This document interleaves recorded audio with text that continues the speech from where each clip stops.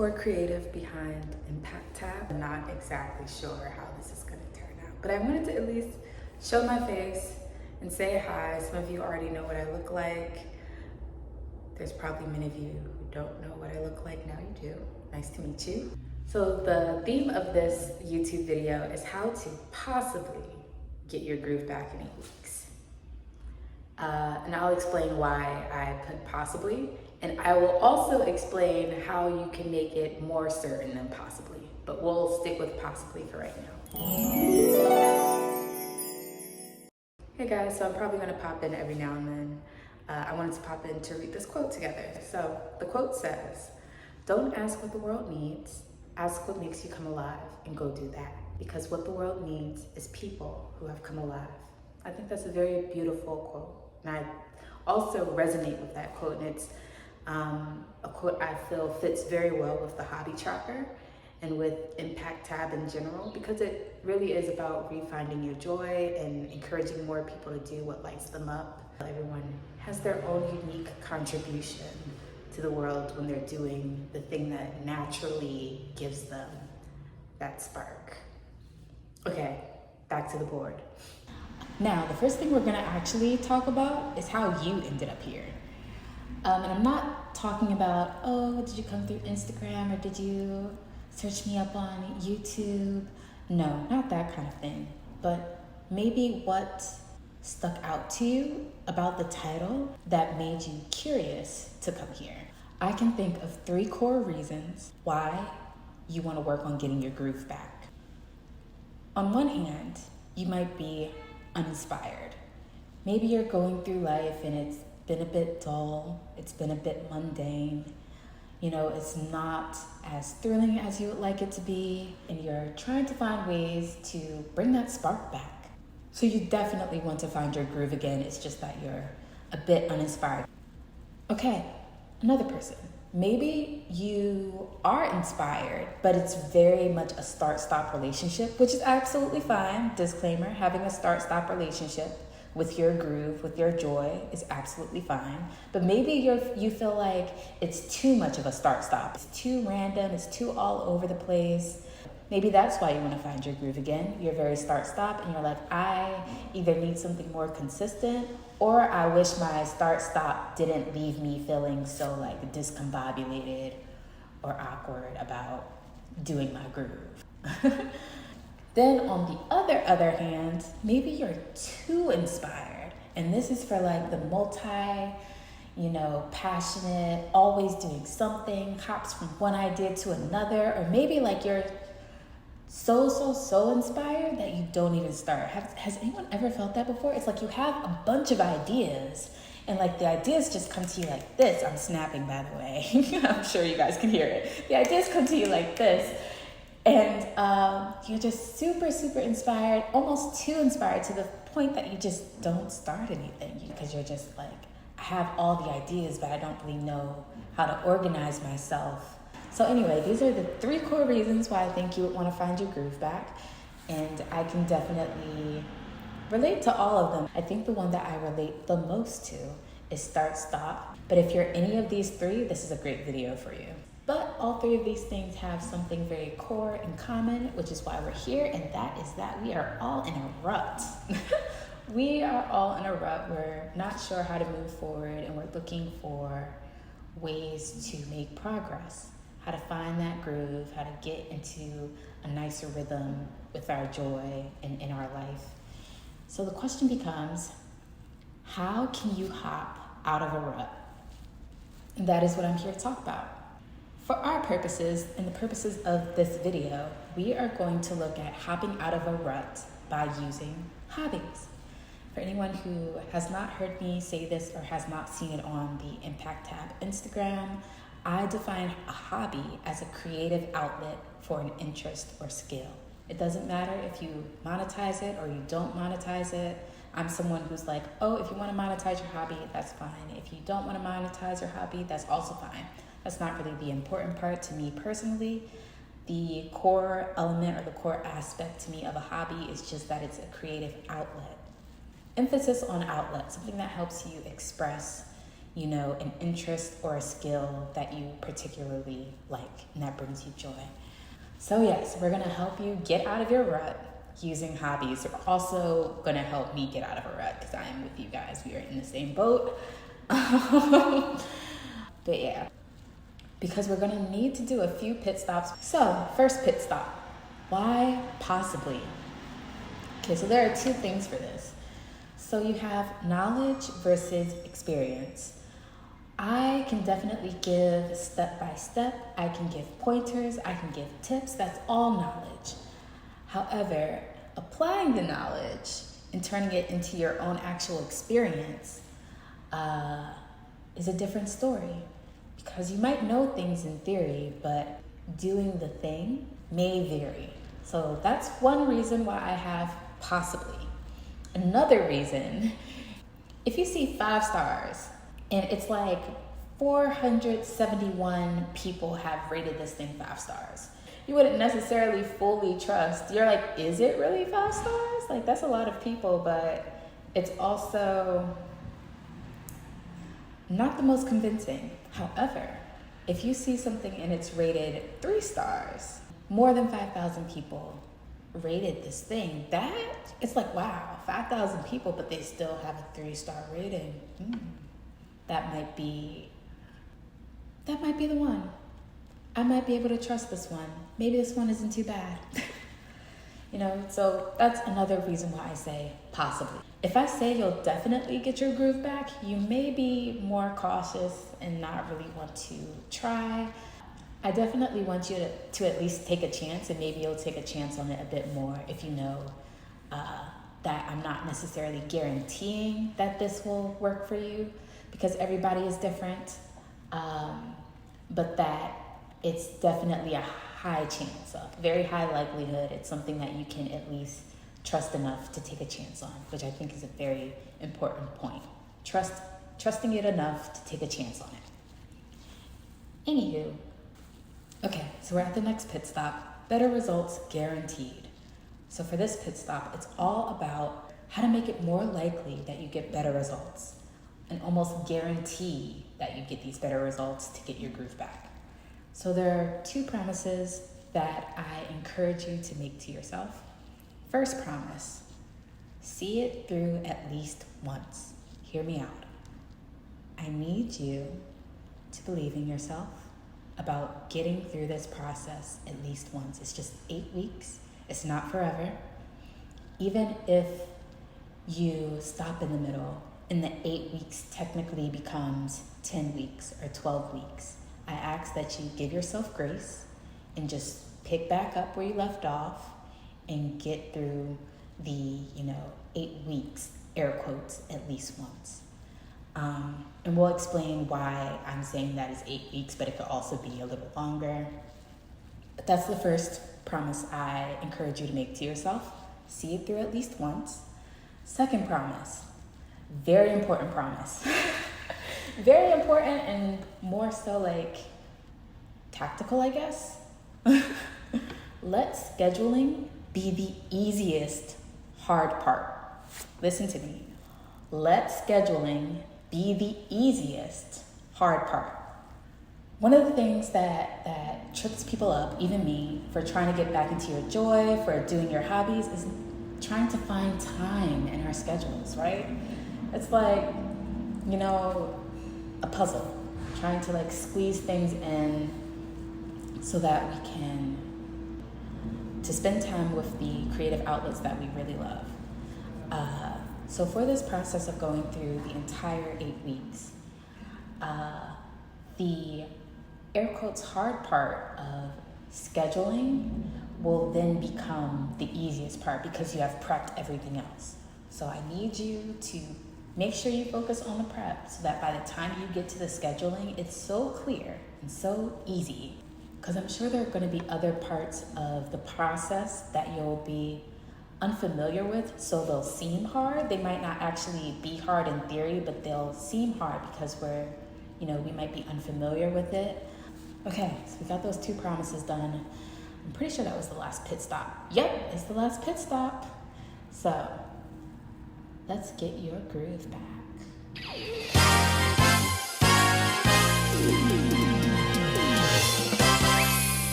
First, you want to choose your hobbies. Very straightforward, starting off easy. You know, this can be a nice small win to help you get your momentum going. So choose your hobbies. Just to use myself as an example, we won't spend too much time talking about my hobbies, but we can spend time talking about at least one. So let me just spin this really quickly. Here we go. Okay. Writing. Actually, I talked about my hobbies on my Instagram page at Impact Tab, so I am going to insert a small clip of me talking about this particular hobby. Writing is something that I found a flow with and something that's always interested me, and then I ended up kind of freelance writing. There's a whole story behind that, but anyway, I try to get back into writing to make sure I don't lose the love. Okay, did you enjoy that? So the next quick small win is to pick a feel-good amount. The reason why I put feel-good amount is because it's more so about imagining, how much of this hobby do you want in your life and what do you want that to look like? I think of it in terms of saturation. It's like, do I want this thing to be something that I do very often? Is this something that I'm okay with doing like just every now and then? Like, how do I want to approach blending this thing into my life? You don't have to think about an exact amount right now, but just a general sense of how do I want this thing to feel in combination with my overall life. So for me, dance is something that I'm like, I want to do that very often. More often than I probably do anything else. So my saturation, the saturation that I have in mind, my feel-good amount for dance is like, I should be dancing all the time. In my mind, I'm like, I shouldn't go 2 or 3 days without dancing. And for some people, they're like, I should dance every single day. For me, I'm like, I definitely need to be dancing every single week. I hope that I'm dancing at least every 2 or 3 days. Just because I love dancing. Compared to dance, like for dance, I'm like, anytime, anywhere. The schedule can be more flexible. Like, I just love dancing. For writing, I'm like, I really want to dedicate a specific day and time. That's the feeling that I want. That's the feel-good amount for me. I don't need to do it every single day. Maybe like a weekly thing, or like maybe a few days. Maybe a few days per week. And this is what I'm talking about. Thinking about your feel-good amounts. Maybe a few days per week, I want to do something related to writing. Crochet is a different story. Crochet is more like something that like makes me feel creative, but it's not something that I need to do every day. It's not even something that I need to do every week. If I do it a few times per month, that's fine. Like I will feel satisfied. I'm trying to tell y'all, crochet is something that I love, but it's also not something that I need a whole lot of. And actually, something that I want to sneak in here really quickly is this feel-good amount and like this idea of me trying to figure out, how much do I need of this thing in order for me to feel satisfied, in order for me to feel like I checked off a box for this thing has been fulfilled, is related to how I view balance. I really wanted to share this thing that I've been thinking about, and I've shared it in other ways, but since this is my first YouTube video, I felt like might as well share it here while I'm talking about the feel-good amount. It also might help you figure out not only your feel-good amount for hobbies, but also your feel-good amount for other things and other aspects of your life. So, balance. We're gonna start with a story about when I was younger. Don't get lost. Anyway, the thing about balance is that it's not the amount, but it's the weight.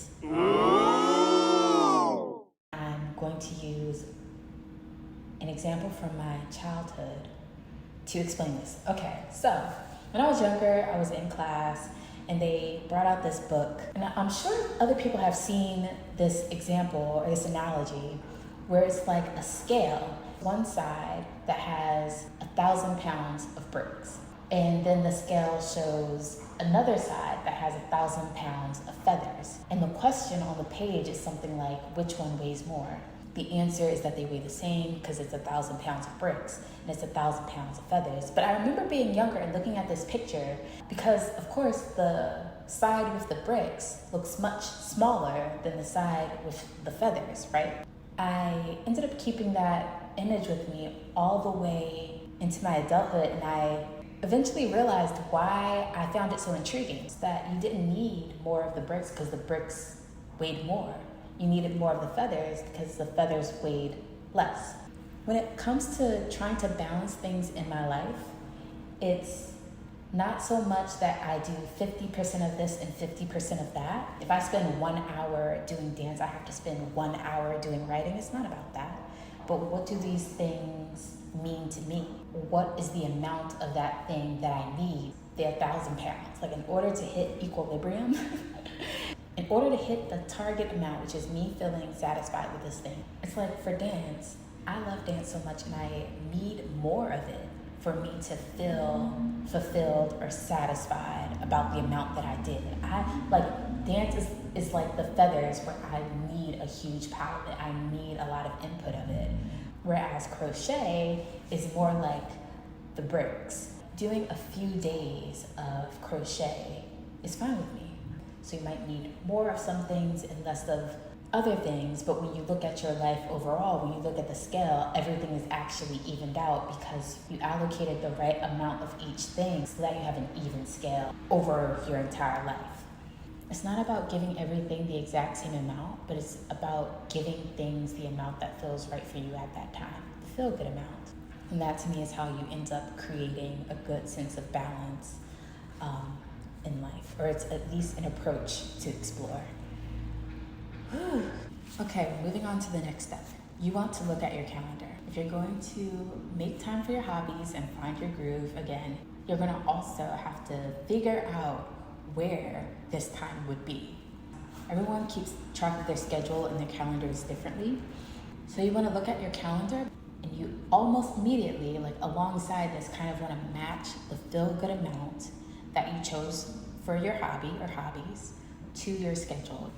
So one of the things that you definitely need to do is figure out, where's your calendar? I myself use a few apps to kind of get an overall view of like what I'm participating in. But anyway, you want to get your bearings. It's like a GPS. In order to figure out the directions to get to the location that you want to go to, you first have to put in the location where you're at. So getting your bearings is just, okay, what does my schedule look like? What are my commitments? So you're basically figuring out, okay, this is the kind of schedule I'm working with. Now, you want to compare your calendar space because you're looking also for gaps in your calendar. You're getting your bearings as in this is here, this is here, this is here. And once you know that, the gaps in your calendar become more clear as well. So you're going to compare the space on your calendar with the feel-good amount that you chose before. Because you're trying to, get an idea for where can I fit these things naturally into my schedule. And if you see that, it's going to be a little bit difficult to fit the feel-good amount in here, what you want to start doing is creating gaps. So you either want to find gaps or you want to create gaps. And here's what I mean by creating gaps. So let's say, you have a day where you have an appointment at 2 p.m. And then you're like, okay, then I'm going to go to the grocery store at 3 p.m. By 5 p.m., I should get home. And then you end up watching TV at like 6 p.m. Let's create a gap for your hobby. What you can actually try is maybe you do your appointment at 2 p.m., but then instead, let's say your hobby is sketching. Instead, at 2:30, you find a cafe somewhere nearby to sit and sketch for a little while. And then you go to the grocery store because you need your groceries, you need to make dinner tonight. And then you can still have your 2-hour commute home. It's gonna be 2 hours either way, from 3 to 5 or from 4 to 6. You created a new gap in your schedule so that you could make time for your hobby, which is very important. I think people would be very surprised. You could turn something that was like a 5-minute gap into like maybe even a 45-minute gap just by shifting a few things around in your schedule. I'll give you an example of what looking at your calendar and matching the feel good amount to your schedule looks like by talking through my hobby of writing. Okay, so for me, I use 2 calendar apps. One calendar that is more so related to work, but the second calendar I have is just for hobbies, like just for creative stuff, just for, meeting other creatives, collaborations, and stuff like that.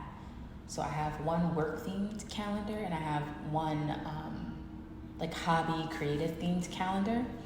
And then I have 3 note apps. So I keep tabs on my personal schedule by using note apps. I use memos to remind myself to do things, or I'll leave myself a small note. I know where my general availability is. Also, when I look at my calendar overall, I have weekends free. My midday is usually tied up, so that doesn't really work for me. When I think about my feel good amount, matching it up, I know I need maybe semi-regular. So remember, I want to do it often, but it doesn't really need to be that often. And also I put not too long, for 30 minutes to 45 minutes. But remember, you don't need to be specific in this part. I'm just saying that so you know where my mind is. But anyway, semi-regular, not too long. I know I'm probably going to do it on a weekend. And also because I'm a morning person, I feel like it'll fall into the category of being a morning routine. And the more I thought about this, it's after you find and create gaps in your schedule, you want to schedule a session. Notice I said a session. It's very important. We need to get the first session in the books and out the way, because starting is usually the hardest part. So you don't need to think about the whole 8 weeks right now. It's just about, okay, can I at least schedule the first session, a session, one session? Okay, so I know it's going to be some kind of morning routine. When I'm thinking, where can I schedule a session based on my general calendar availability and comparing that and matching that with my feel good amount, I'm okay, so I might move my morning routine around to give myself space for a writing session. And I just need to be mindful of any weekend plans that I make. If I'm meeting up with friends or going to run an errand or something, those are the only 2 things that I really need to be aware of. And so when I kept thinking about that, I was you know what? That's probably going to be the best time for me to do a writing session. Saturday late morning. It's cute. And also I put date. You can choose an actual date. I just put date here because this is an example, but you want to choose an actual date. I'm going to choose understand your general availability, Saturday, late morning, and then I would choose an actual date, an actual Saturday, so that I can do that session. Give yourself a pat on the back front because we are making great progress. You might be thinking, okay, so what about the 8 weeks? Peeps, we're getting there, I promise. We're on our way. Okay, so now another very straightforward aspect is deciding what you want to work on. I was actually just talking to a friend about this. Even though it's super simple in theory, we might have a lot of things to think about or weigh for ourselves personally. But anyway, the next part of you getting your groove back, because we're going to get your groove back, possibly, allegedly, is decide what you want to work on. So this could be goals, this could be projects, this could be skills. An example for my hobby of writing is writing a blog post or writing a newsletter. Or maybe I want to work on the tone of my writing. You definitely should decide what you want to work on during these 8 weeks while you're getting your groove back. Give yourself some focus. Now we're going to get into some of the more involved stuff. Y'all ready? I believe in you. Make sure you don't bail out. And if you do bail out, just, put a pin in it and come back later. So you want to start prepping for your hobby session, that one session that you have a date for. You want to start prepping. So the first thing you want to do is create a checklist. Things that you might need to figure out are which tools or gear do you need? Are there any special skills you need to work on or any safety guidelines you need to follow? And on top of that, it's like, do you need to be mindful of any precautions? You might also want to include some inspirations. So this is a solid checklist. For me, I use my hobby checklist. It's a Notion template that allows me to already be organized. It has everything down. I have like pre-start questions about what I may need to gather, things about am I joining a group or team or like just doing it by myself. And I have reminders about like checking my skill level and like writing a list of hobby skills that I might need to work on or that I want to work on, figuring out tools and gears and clothing. But yeah, like any special skills or safety guidelines, that stuff I feel like is more related to like, for any special skills, maybe you're doing coding and you need to know like a certain coding language, or there's like some kind of side software for the project that you're doing that you need to learn. Or like for safety guidelines, if you're doing something like archery, or you're doing something that requires you to, follow certain procedures that help you stay safe, those are very important to know. So mindful precautions are things like previous injuries, anything that you feel you have to be aware of as you're doing it. Like for me personally with dancing, I know that I have to be mindful of my left knee. Basically, when I was younger, I injured my left knee. My left leg around my knee area is not as flexible as my right leg, and I have to be mindful of that because I could end up like overstretching or like experiencing pain if I'm not mindful of that for myself. Maybe your hobby is like public speaking, but you know that you experience a form of anxiety doing that. You know that you need to manage your anxiety. So like maybe a mindful precaution is having 1 or 2 ways that you self-regulate before and after you do your public speaking or just speaking out loud. I'm not sure if you guys, there was literally a truck sitting outside the window for the longest time. I'm not sure if you guys can hear it through the voice recording, but if you can, that's what that was. So it's just, being mindful and trying to be self-aware so that you can enjoy your hobby session without harming yourself in any form, like whether it's like making yourself too nervous or it's like accidentally injuring yourself because you've like had a past injury, like agitating injuries and stuff like that. You want to be very careful of that. For inspiration, it's like, getting yourself pumped up by reviewing work that you like from other people or other brands or other companies who share your hobby. I know for me, there are quite a few people that I follow on my Impact tab page who are very inspirational, who share their hobbies and share their interests. And yeah, it definitely also makes me want to continue sharing hobbies and encouraging other people to do their hobbies. Okay, after you do your checklist, you also want to set a planner. Everyone manages their schedule in a different way.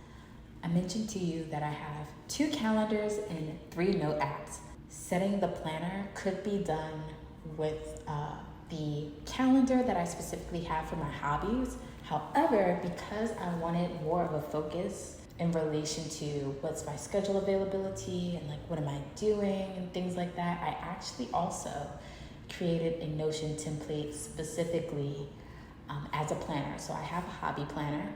It's called Hobby Session Planner. And it's dedicated to a particular hobby. And I usually put in things like what's my desired commitment, which is like the amount of practice or time I'd like to commit to my hobbies. Like in an ideal world, like my feel good amount. I also actually put a minimum commitment, which is the smallest amount of practice or time that I can commit effortlessly. So let's say for dance, right? Let's say for dance, I said I don't want to go, 2 or 3 days without dancing. Ideally, I want to dance multiple times per week. However, if there comes a week where it's like, it's not going to work, it's not going to happen, I think the smallest amount of time I can commit effortlessly is at least 1 day per week. I also, in my planner, usually have things that I do before the session, during the session, and also things I want to keep out of the session. I feel like it's very important to set boundaries. I have this written out somewhere. So like before the session, I review my hobby checklist and I probably will gather links and things like that. So I'm prepared to do the session properly. During my sessions, I imagine having 1 or 2 writing projects that I'm working on. I want to also research context for projects. And I also have this idea that I'll either write content or edit content. I try not to do both at the same exact time, of course. The thing that I definitely want to keep out of my sessions is client projects. So I'm not working on anybody else's stuff when I'm trying to write for myself and, get back into writing in a way that brings me joy personally. I also make note of what kind of tools that I need. So for me, for a writing session, it's I'll probably need my phone, my laptop, definitely chargers. And then I also put a cool down tradition. For me, using the Notion templates where everything's seamless and everything flows together. So I'll do a particular action plus my hobby tracker. In terms of my writing hobby, I usually skim read whatever I wrote and then I'll do the hobby tracker. But yes, you want to decide a setting, choose what to do and what not to do. You can create a cool down tradition, kind of just wrap things up and signal to your brain. You want to signal to yourself, to your brain that, okay, we are wrapping up this thing. Finally, you want to choose a schedule. So in the planner, when you scroll down just a little bit more, you'll find schedule availability. And this is kind of similar to what we were talking about before, about looking at your calendar and finding what will match your feel-good amount. Only in the planner itself, it's kind of narrowing it down in the simplest way that you can think of your schedule, which is these are the days of the week, these are the parts of the day, when are you free, when are you not free, and it's giving you a nice visual so that it's very clear when you can possibly make time for your hobby session. So for me, especially with writing, you see I have green check marks on places that I am available. I have a red X for anything that I'm not available. It ends up giving me a good idea for what schedule I can create to get my groove back in 8 weeks. Also, small note, underneath the schedule availability in the planner, you'll notice that it says last updated. That is something that I manually update. I literally go in and change the date. It does not update automatically, but it's really great because schedules change, things change. But anyway, so it's based on the availability above, when will you plan your hobby sessions? And for me, it's the desired commitment, which in this case, when I first filled out this planner, I was saying four times per week. I was gonna do Monday through Wednesday evening because that's when I was free, and then Saturday afternoon, which does match my late morning. Then I have the minimum commitment, which is 1 time per week. And for that, I was I don't know, I want options. So I told myself either I'll do it Monday evening or Saturday afternoon. So Saturday, late morning or afternoon is when I typically get myself to do writing. Oh, also, there's a special checklist in the checklist Notion template, and that's logistics. Logistics are so important. You want to check directions, check weather. You want to confirm meeting time if you're joining a partner or group. If I'm meeting up with another creative friend to kind of co-work together and work on our individual projects, I definitely want to hit them up and be we're meeting at this time, right? It's definitely something that I need to check. You also want to gather your reservation confirmations if you have any. Say I'm renting a dance studio and they need to check me in and they need to see that I'm actually the one who booked the dance studio. Maybe I'll have an email that shows it. Also, very heavily need to check weather.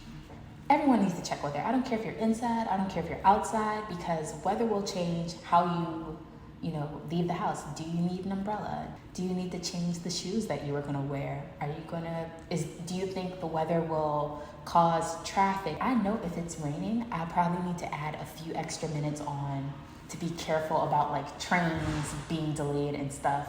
Big disclaimer about the planner. The planner is not a calendar. It is not a calendar.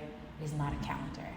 Planner is to help you create a schedule that can fit into your calendar, but it's not a calendar itself. Okay, groove loading. We are finally about to get your groove back. You want to do an 8-week sprint, in air quotes, because it's not about doing it necessarily consistently or doing it fast, but it feels like a sprint since you are more or less focusing your concentration to get your groove back and to make time for your hobby sessions. And with this 8-week sprint, you also want to take time for reflection, very important. So some schedule examples that you can do. For getting your groove back, possibly getting your groove back, you want to commit to doing 1 hobby session per week for 8 weeks. That's 2 months. It's not a long time, and your groove will be fully loaded, possibly, allegedly. And I just want to also remind you, absolutely commit to the first hobby session. I'm trying to tell you, it makes such a huge difference just to get that momentum up and started. Absolutely. If you do, there's a few things that I hope that you do, but completing your first hobby session should be somewhere at the top of your priority list when possibly getting your groove back. Okay, so during the 8 weeks, you're going to refer to your checklist and planner often. Take notes about your progress after each session. Make changes, adapt, as you see fit, because you absolutely can, especially if it's a conscious decision. For me, I also recommend capture your moments using media or journals. Also, last thing that you want to do to possibly get your groove back, you want to reflect on your journey on the 4th week and on your 8th week. When I do my hobby tracker is more so going through the full 8 sessions and then reflecting on your 8th week. And also, because my hobby tracker has a journal section, I'm constantly reflecting on it. And also, even beyond that, each hobby session has its own form for me to fill out, kind of like a journal entry, but more direct about what I'm working on, what I need to work on. I know my progress as it's happening. But if you're choosing to do this with your own memo app or own note app, I would definitely encourage reflecting on your journey on the 4th week and the 8th week. So you're going through this grand journey, making memories along the way, improving, changing things, adapting, learning more about yourself. And then at the very end, you know what? You got your groove back. This is your grand plan of joy to revive your hobby.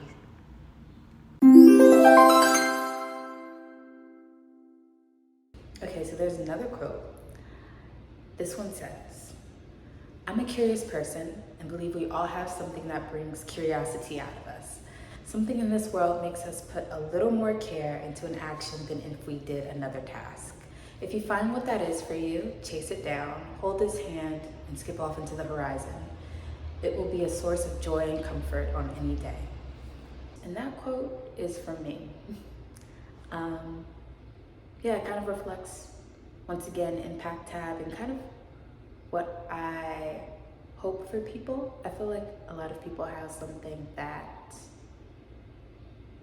just gives them an extra sense of attentiveness, or as I say in the quote, it's something that makes us put a little more care into a task than if we did something else. And I've seen this not only in myself, but in other people, like my friends and stuff. I know if it's this kind of thing or this kind of activity, they're kind of chill. They don't have the same sense of agency as I've seen when they're doing something else. I'm not sure if I should give an example. One of the examples I might be able to give is, I have a friend. Should I give friends? I have a friend. I don't know if I should give friend names. I'll give a hint. Bong knows who they are.